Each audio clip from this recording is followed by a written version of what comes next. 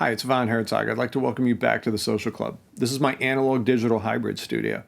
Now today, I want to talk to you about my mix template. I want to show you exactly the template I use when I open up a mix session and I get ready to route the stems to the appropriate different channels and I apply the effects. I don't want to have to keep inserting the same effects for every different session. So by starting with the mix template, I have what I need in the appropriate places. My muscle memory's there so that when I reach for something, I know what I'm reaching for, where I'm grabbing, what I expect to be there. I know channel 1's always the kick, 2's the snare, and so on down the line. I'm going to explain it all. I'm going to break it down. I'm going to make it very easy to follow, and then you can download the files. If you're using Pro Tools or Cubase or Logic, I have templates for those. Look down in the description. You can find the link, you can download them, you can follow along if you want. So grab a drink, pull up a chair, get comfortable, and let's talk about this mix template.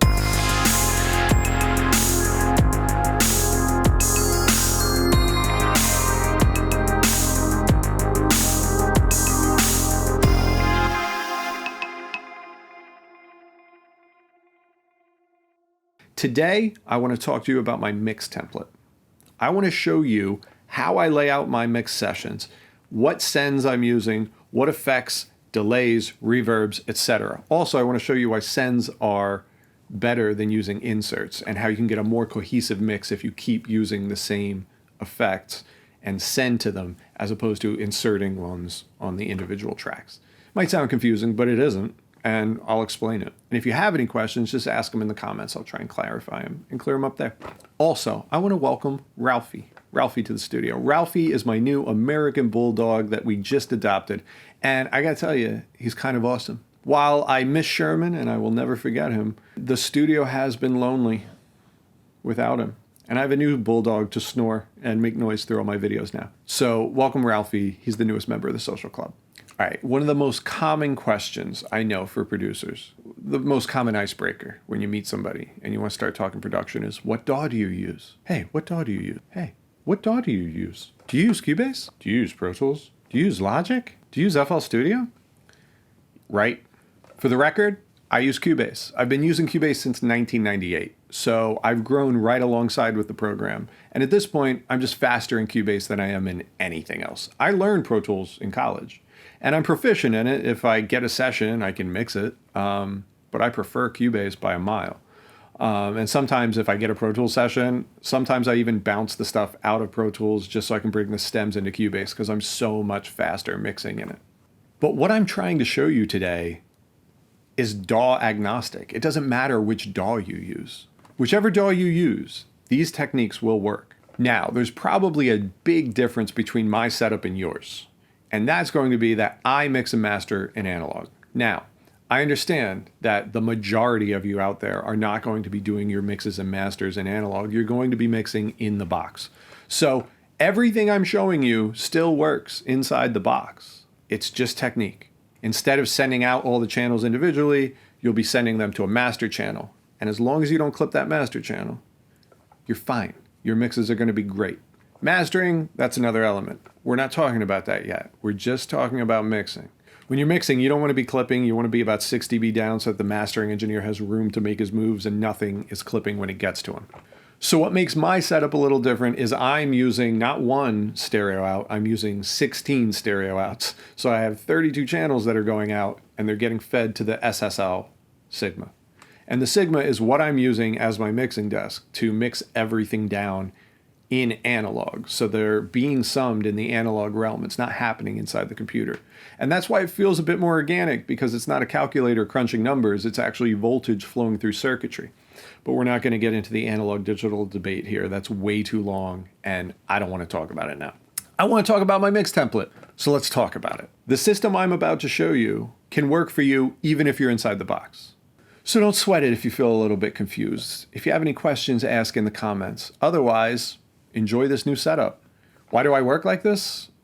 In short, muscle memory. I always want to be able to reach for group 1 and know that it's going to be a kick. I can reach for group 2, know it's going to be the snare.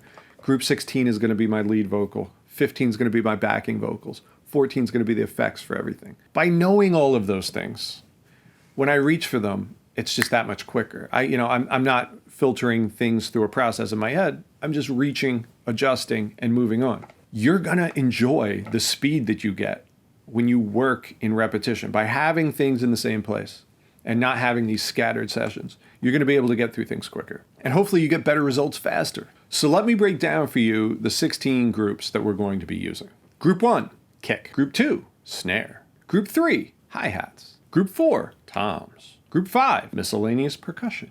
Group 6 is a little tricky. Group 6 is the drum bus. How am I getting my drum bus? Well, I'm taking groups 1 through 5 and I'm sending them to 6. And then in 6, I am compressing them with the SSL bus compressor. And then group 6 is getting blended back in with the other drums to help thicken them out and give that clear definition that we want from our drums. If you don't mix with a drum bus, you should start. You might not need as many stems as I'm using. I like to have all my drums broken out individually. You might prefer just to have a drum stem. I come from hip hop, so I am used to having individual kick, snare, hi-hat, crash, etc. And it's just how I'm used to working. Also, even when I recorded bands, we had the drum kit always broken out. I like working that way. If you don't, you need less stems, no problem. I know some of you might be using loops for your drums, so you might not even have the option to have your drums broken out. That's fine. I still recommend sending it to group 6 and using a compressed drum bus that you blend back in. Just experiment with it and you'll see why it's worthwhile. Group 7 is a secondary bass, group 8 is the main bass. So for 1 through 8, that's my rhythm, right? It's the drums and the bass, 1 through 8. 9 through 16 is going to be the remainder of the instruments and the vocals. Group 9 is going to be the lead. Might be your piano, might be a synth, whatever. Group 10, I like to put my sharper sounds like bells and chimes and anything with a bit more of a sparkly sound. Why? I don't know. I've just done it that way and I've gotten used to it. So I know 10 is going to be my bells or my chimes or anything, above 3K. Group 11, I always leave for guitars. Now, not every song I work on has guitars. Sometimes I'll put an ARP in there, but guitars are group 11. And I know you might be saying, wait, but I have multiple guitars. What am I supposed to do? You feed them all to that. Feed them all to the guitar group, group 11. And just make sure you're not clipping the group, and then you can process them as one big group. And if you want to process them individually, just go back to the individual tracks before they get to the group. You can affect them there. Group 12 is usually what I reserve for strings. Group 13 is pads. Group 14 is the effects channel. Group 15 is the backing vocals. And group 16 is the main vocals. Now, 15 and 16, those vocals are coming out dry. All of the send effects are getting fed to group 14. So group 14 is almost like my wet and dry fader that I can kind of decide how much of the effects that I want. And by using the sends, I tell them exactly how much of each thing I want sent to the reverbs and the delays. Now, to get a really good mix, what you should be doing is automating your sends, but that's a topic for another video. All right, so now maybe you don't need 16 stems. Maybe that's overkill. I'm using it because I have that many analog channels and I can run it out to the SSL. But maybe you don't. Maybe you only need eight groups, right? Maybe 8 stereo groups is enough for you. Cool. This is just a concept. It applies to however many tracks and groups you want to run. However many stems. If you just want to run 4 stems, right? Like maybe drums, bass, synths, vocals. Boom. That's fine. I have the analog at my disposal, so I'm gonna utilize it. It only makes sense to utilize it. But the stuff staying in the box, it's all the same concept. I make and I mix a lot of synth music, so my template is kind of set up to reflect the sounds that I'm typically dealing with. But you'll have your own style of music and you'll be able to route them however you want. Just always keep them in the same place so that that muscle memory builds and you're always reaching for the same things at the same place. Trust me when I tell you it's going to make you so much faster and quicker, and it just helps you cut through the muck. So like I said, I'm sure you're asking, what if I have 5 guitars and I'm feeding them all to the group? Make sure you're not clipping that group. Gain staging is important here. And gain staging is essentially, let me try and distill this down. Gain staging deserves its own video, but let me try and break it down to the simplest thing. It doesn't matter if it's a plug-in or a piece of analog gear, it's going to have a comfort zone that it likes to work within. And you need to feed it a signal at that comfort zone so that it's hitting properly and you're getting the right harmonics and everything else out of it. If you're not getting that, then you're not hitting it at the right spots. You're going to get all kinds of artifacts, or you're going to get added noise and things that you don't need in your signal. And we don't want that. We're trying to avoid that. So if you have those 5 guitars, run them there. If they are clipping that group, take the 5 faders and pull them down until you're not clipping the group. Or add a compressor in there that can take that, tamp it down a little bit, and then, work with it from there. I don't know what the specifics of your song are going to be. Again, I'm just showing you the techniques to apply. It makes sense that you don't want to clip your group. You want to gain stage things properly, right? So make sure that those guitars that you're sending there aren't clipping the group. That's that. Not complicated. The other thing I love about working this way is I can pull the guitars up and down with that one fader, that group 11 fader, right? I still have access to the individual tracks with their own faders, and I can put their own effects on them. So if I want to affect the guitars as a whole with an EQ, I can. But if one guitar track is giving me a little bit of trouble, maybe there's too much 4K at one part, I can go back in and just adjust that individual track before it gets to the group. So now I've explained to you how I do my groups and how I set them up, right? That's half of it. The other half, and this is a big half, is the effect channels, the sends that I'm using. And I'm going to show you how I do that now. Now, I had watched a Chris Lord-Alge video a long time ago, and he talked about his mix template. And he talked about how he used a 4x4 system. I prefer saying, you know what, we're going to use 4 reverbs, 4 delays, and we're going to make everything in that mix work with those elements. And then when you combine all those elements, you get a much more congenial sound, or you get something that actually feels like it's in one place. I find that to dispel the myth, it's like look at your reverbs and delays as flavors, not as I have to have one on every track. So I look at as a palette of flavors. I have this flavor and I can combine them together. To me, mixing with depth means not just adding reverb or adding a delay to this or that. It means creating a landscape that actually gives you dimension, okay? By just adding it here, adding it there, that's not the case. It's kind of actually making a dimension out of the whole thing by putting your mix into a space. I was kind of already utilizing it, but not realizing that's what he called it. Essentially, what Chris Lord-Alge meant by his 4x4 system is he's using 4 reverbs and 4 delays, and that is the sound of the mix. You send everything to one of those 4 delays and one of those 4 reverbs, and how much you send to it determines how much comes back, but that's what you're using. You're not putting different inserts with different reverbs on everything. And this is how you get that big cohesive sound. That's how you get everything to sound like it's in the same space, because you're creating the space with the reverbs and delays. The first send I have set up is HD Cart, and this is a great little reverb plugin. I use it a lot, and I'm using the vocal enhance setting on this. But what I'm doing is I'm taking the high pass filter out so that it goes all the way up, because I like the detail that it imparts in some of the higher frequencies. It gives a good sense of space, and I like it. So that's HD Cart. Second one I use is Valhalla Shimmer. Now, Valhalla Shimmer is a super long plugin that can give you very big, dense reverbs. You have to be subtle with this one. Too much of it and you're awash in like white noise, and that's not what we want. The other 2 reverbs I'm using are from SSL, the FlexVerb plugin. I like this plugin. It does a lot of great things. I'm using a plate reverb for them, a vocal plate, and I'm using a vocal hall. That plate and hall is really what's dialing in that space that we're using. And you can determine which ones you prefer, but for my mix template, this is what I'm using, and this is how I'm doing it. Now, for the delays, there's 4 delays, right? That might seem like a lot, and sometimes it is. I don't always use all 4. And again, the 4x4 thing, that's Chris Lord-Alge's method. My method is just using the right effects for the right thing. And I'm starting with 3 delays and a gated reverb for the second 4. I'm using a 1/16 delay, a 1/8 delay, and a quarter delay, a 1/4. Why am I using this? Well, I'm using them because they create depth in different ways. And sometimes that quarter delay is a little longer. You can get it to kind of like repeat a word on vocals sometimes. And that's kind of nice. The 1/8 gives me a quicker, faster disappearing delay. And the 16th is almost for like doubling vocals and giving that old like 50s style sound. Sometimes I'll switch it down to a 30-second or even a 64th delay if I really want more of like a pronounced effect on it. The X-Delay plugin is kind of great. Every instance of the plugin gives you the option of 3 independent delays. I have each instance set up with one delay just so I can keep them straight.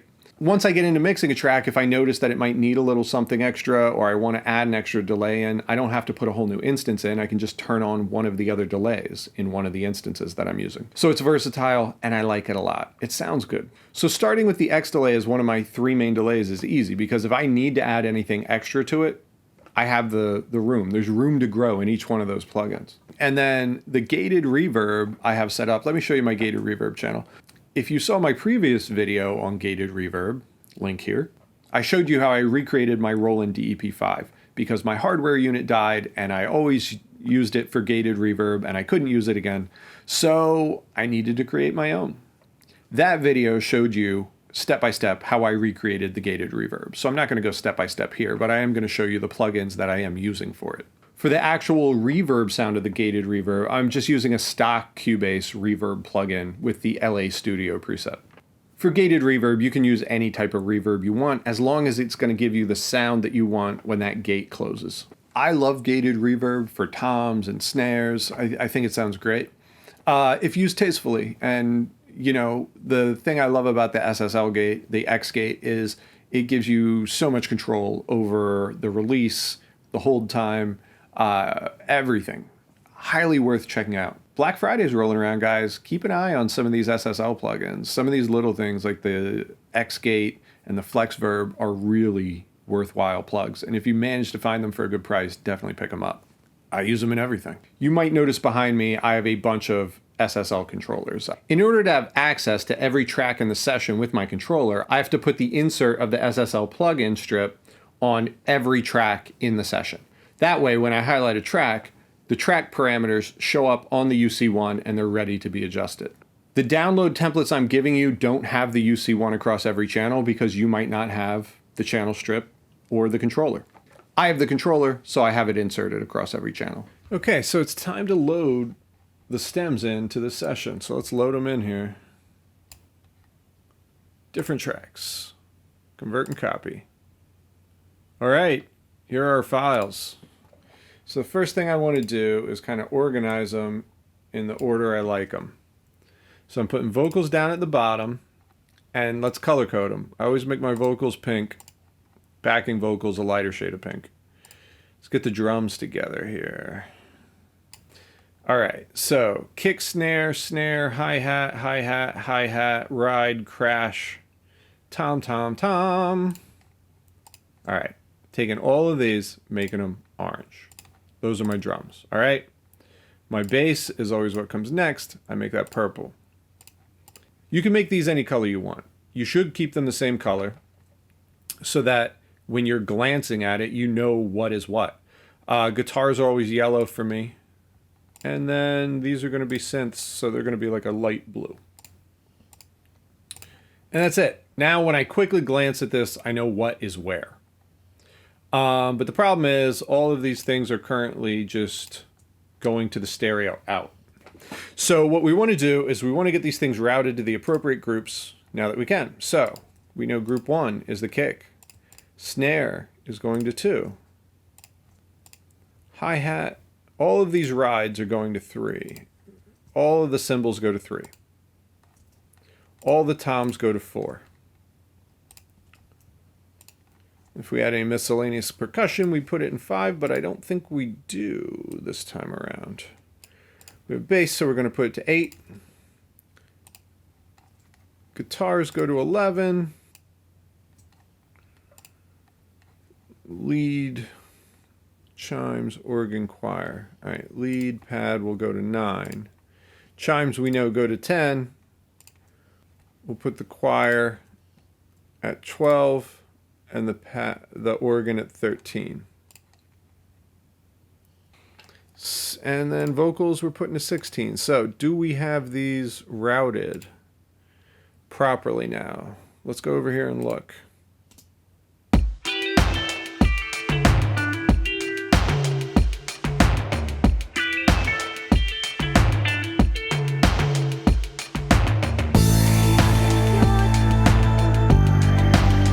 Looks like things are where they're supposed to be. But the levels are all off. That does not sound mixed at all. So let's spend a little time fixing it up. I'm not going to make you sit here with me as I go through and mix this entire thing. So let's do the I Dream a Genie trick. That is a marvelous idea. What's a marvelous idea? Wait. Voila, we're mixed. How's that? Let's listen.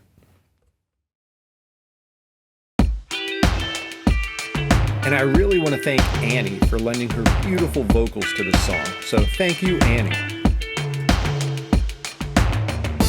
Knocking at your door, I know you're alone. It's not that I fall for, so close to the ball. My ear to the wall now. What do I hear?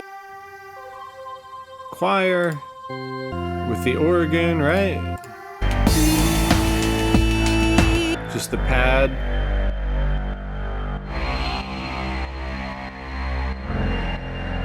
That's the sidechain pad. Bass line. With just a little bit of the Weiss compressor taking the edges off of this thing.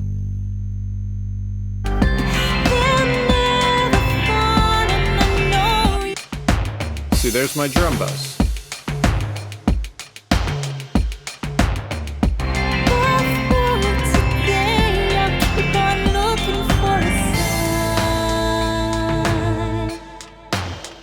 I'm using my group faders here to do the mix for the song. Everything gets routed to these faders. And all of those faders get routed to this one stereo output.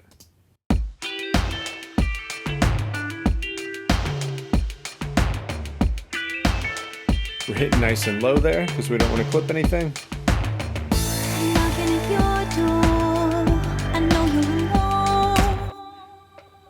Hear that beautiful decay on those effects? It's a beautiful thing. Now, how did I go about doing that? Well, here they are. Let's listen to the effects on the vocals, because I think it sounds pretty good. So let's get up to the vocals here.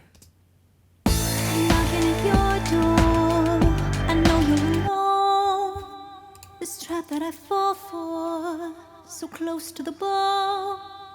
My ear to the wall. That's the dry vocals. What do I hear? That's dry. I just know somehow you're suddenly near. Dream, it's all a dream.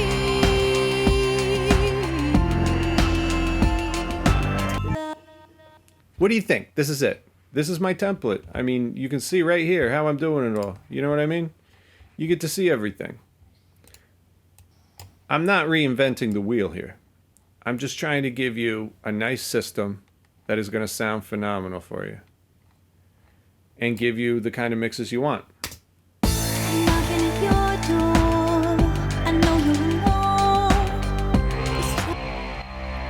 So on this, I used a little bit of the Chandler, right? All right, 3.6, I'm 1.5 up, and I'm 1 dB shelf at 10. Now what happens if I take this out?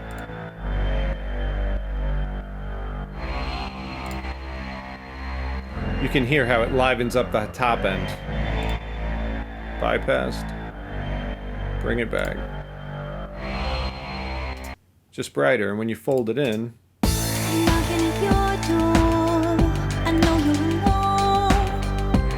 there it disappears. Just a little bit more present.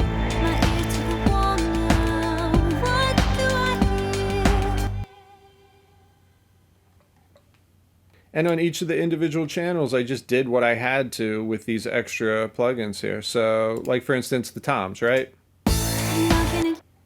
Let's start back to the beginning.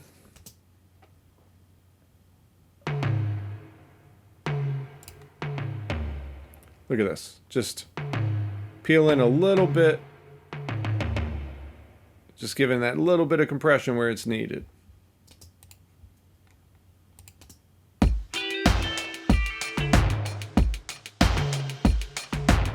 Drum bus. Oversampling engaged. You want your drum bus hitting at about 4 dB. You don't want to peak it too far or else you're going to hear the compression. So this is a good area for your drum bus to be living in. 30 and 0.1, 3 and 9 approach. This is what Dr. Dre uses on his mix bus, the SSL compressor with the 30 and 0.1, a 4 ratio. I'm not letting any of the dry signal back through on the drum bus.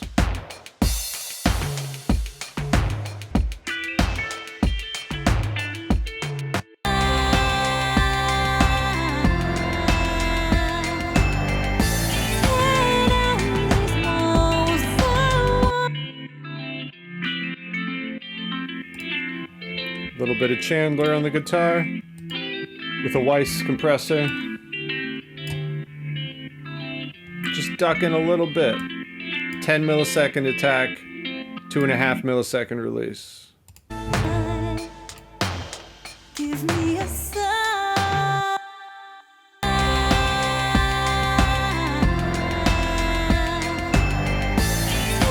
down these walls I want to sign.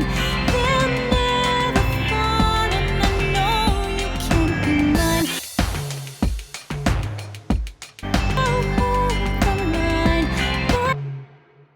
Yeah, I'll keep on looking for a